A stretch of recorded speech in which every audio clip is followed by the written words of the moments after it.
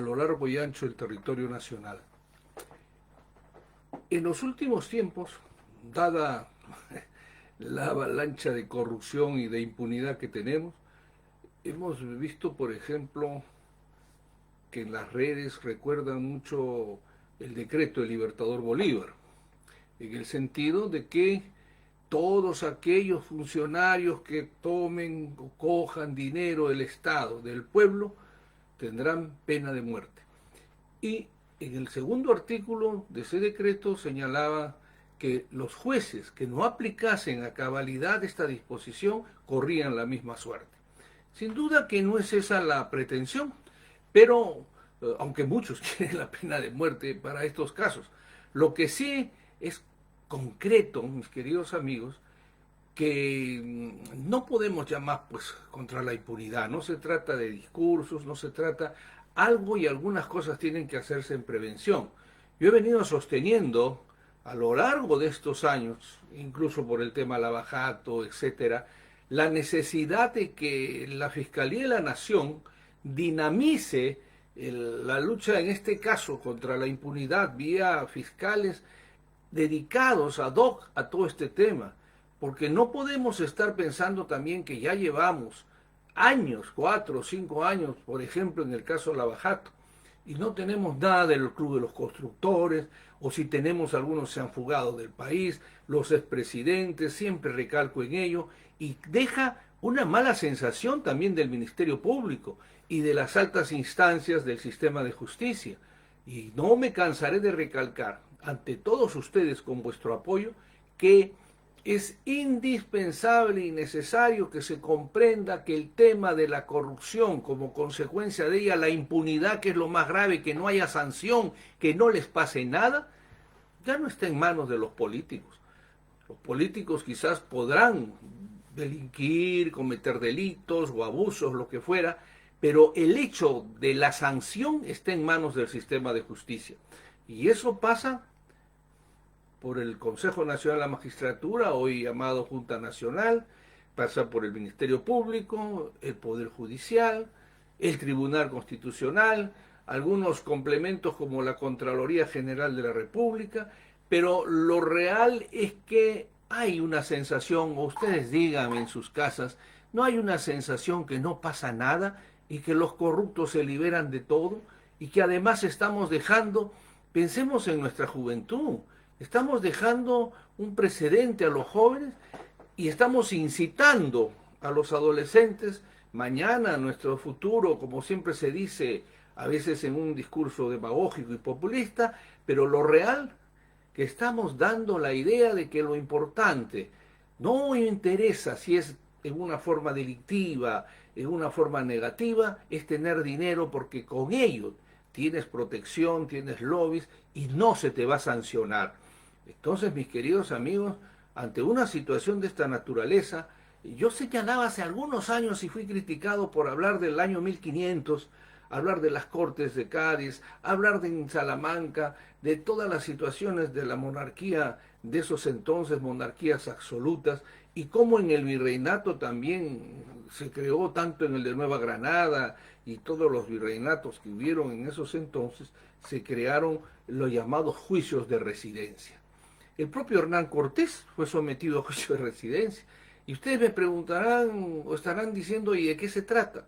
Se trata, mis queridos amigos, de que en esos entonces que empezó a haber una corrupción fuerte por el tema minero de Huancavelica y que le ocultaban al rey las ganancias y las recaudaciones, etcétera, optaron porque los virreyes y los altos funcionarios de recaudación y otros cargos e incluso sus oficiales sean sometidos a un juicio de residencia que significaba que al terminar tu mandato, pongámoslo en vivo hoy, al terminar el presidente de la República, los parlamentarios, los jueces de la República, fiscales y cargos como alcaldes, gobernadores, al terminar su periodo no pueden moverse del país, no pueden moverse del lugar de la región en la que están.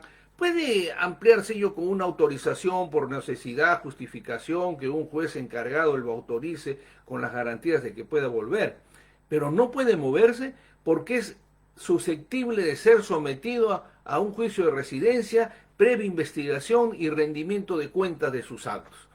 Y bueno, naturalmente, ¿cuál fue la crítica que uno recibió cuando planteé eso? Y ahora seguramente muchos dirán como comentario, Fernando se va a 1500, Fernando se va a una etapa en la que había una gran corrupción, pero yo digo, hoy día no la hay. Eso está como la carta que volveré a comentar en una oportunidad notarial enviada al presidente de la República, acompañado honrosamente por el alcalde de Lima, Ricardo Belmo, pidiéndole que se suscriba el convenio internacional para que se instale la Comisión Internacional contra la Impunidad. Y decía, ¿tiene algo así? Porque para el gobierno y para algunas autoridades a lo mejor no hemos llegado a un grado de corrupción muy importante, pero por Dios, ¿dónde más corrupción? ¿Dónde más impunidad ya? ¿Qué quieren que sea nuestro país? ¿Qué quieren?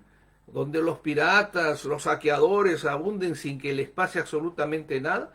Por eso yo, la verdad que pensando, porque siempre hay que pensar, ¿qué hacemos? Porque la fiscalía no funciona, esto no, todo el mundo está medio paralizado, amén del pánico y el temor justificado que tenemos con el coronavirus, que es un tema adicional, pero que no puede, y en esto también soy insistente, porque lo vemos a diario, no puede utilizarlo ni el gabinete, ni el presidente del Consejo de Ministros, ni los altos funcionarios, ni un gobierno para justificar o evitar que se hagan investigaciones o querer tapar actos de corrupción que incluso en pleno proceso de pandemia se revisten de una gravedad exagerada que definitivamente, yo recordaba con ustedes en algún momento cuando el señor presidente decía estamos en guerra, claro que estamos en guerra, pero también le recordaba que en el campo de batalla, en guerra, si alguien coge armas, vende pólvora, vende herramientas, vende uniformes, lo juzgan en el campo de batalla y lo fusilan en el campo de batalla.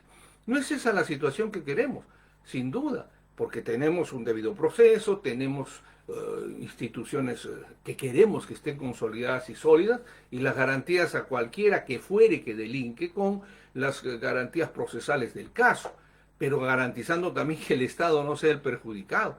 No me cansaré de recordarles, y en esto me pueden ayudar los señores fiscales y jueces, que el artículo 8 de la Constitución señala que el Estado combate decididamente el narcotráfico, lavado de activos.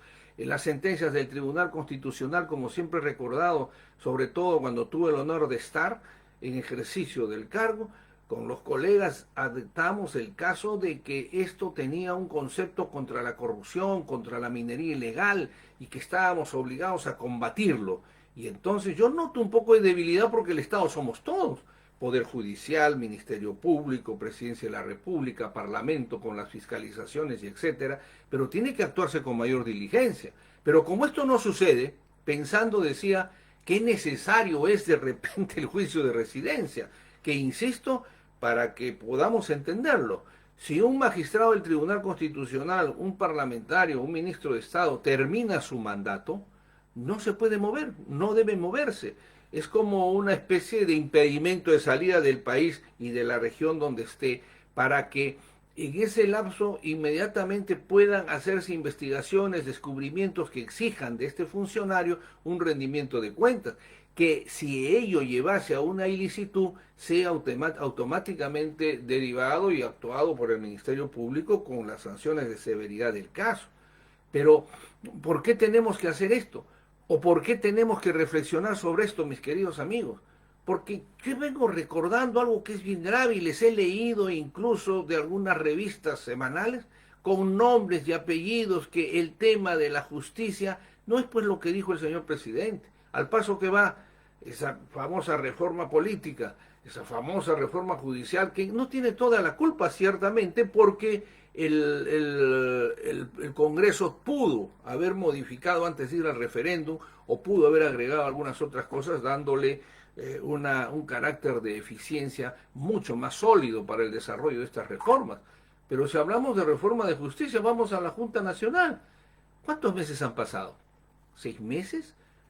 Y vuelvo en esto con ustedes a recordar los diarios, la prensa, los ataques, etcétera, los viajes de los fiscales a Brasil, Estados Unidos, y con todos esos cargos que se hablaba y que se ha disuelto sin duda el Consejo Nacional de la Magistratura, no hay un solo juez de magnitud de Tumbes a Tacna, porque tenemos regiones, en todo lado ha habido corrupción, 3 años paralizados porque no había junta, hoy en plena junta.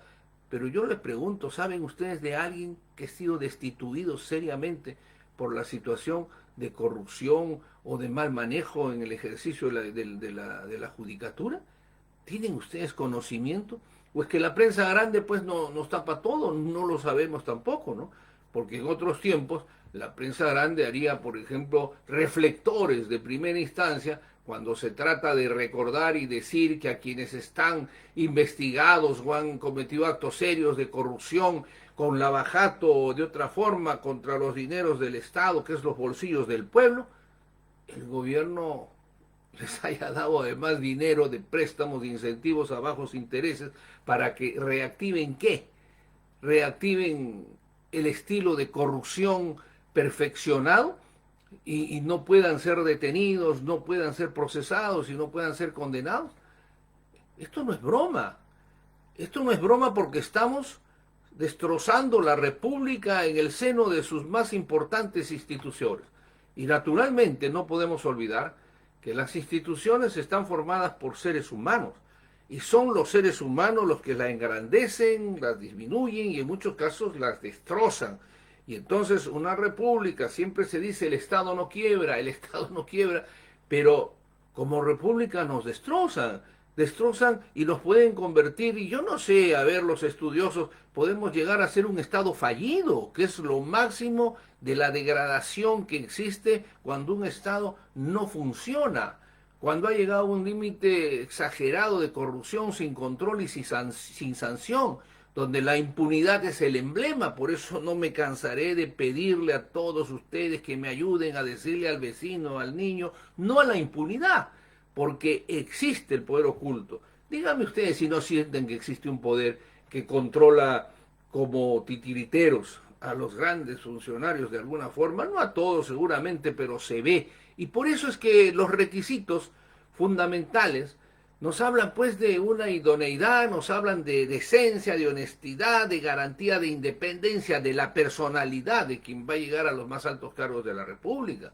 Pero lo vemos en la práctica y en el funcionamiento, que además con esa modalidad de exámenes que a veces ponen, quedamos en que los primeros cargos salen en los exámenes escritos, quiénes son los cuellos blancos, quiénes son los cuellos verdes, quienes han ganado estos concursos, y entonces, ¿quién responde por esos nombramientos? No sabía, no conocía, no sabemos cómo le dio dinero usted a este corrupto en nombre del Estado que no es suyo, es dinero del pueblo. La verdad que no me di cuenta. ¿Cómo es eso?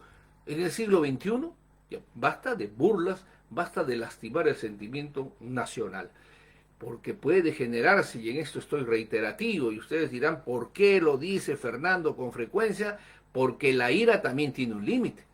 Tiene un límite y que descontroladamente puede generar un enorme daño a todos, que siempre sucede. Fíjense ustedes, de cualquier situación de envergadura de una protesta nacional o de siempre se perjudica el pueblo con estas pandemias, con estas crisis, y no quienes verdaderamente hasta nos han llevado a la enorme responsabilidad.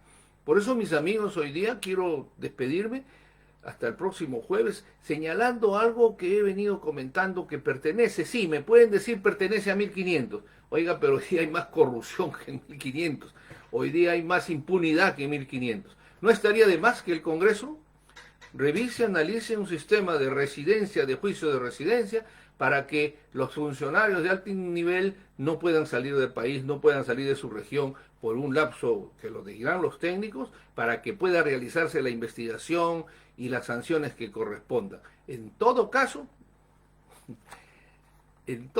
mis amigos, basta ya de impunidad y no a la impunidad. Muchas gracias y hasta pronto.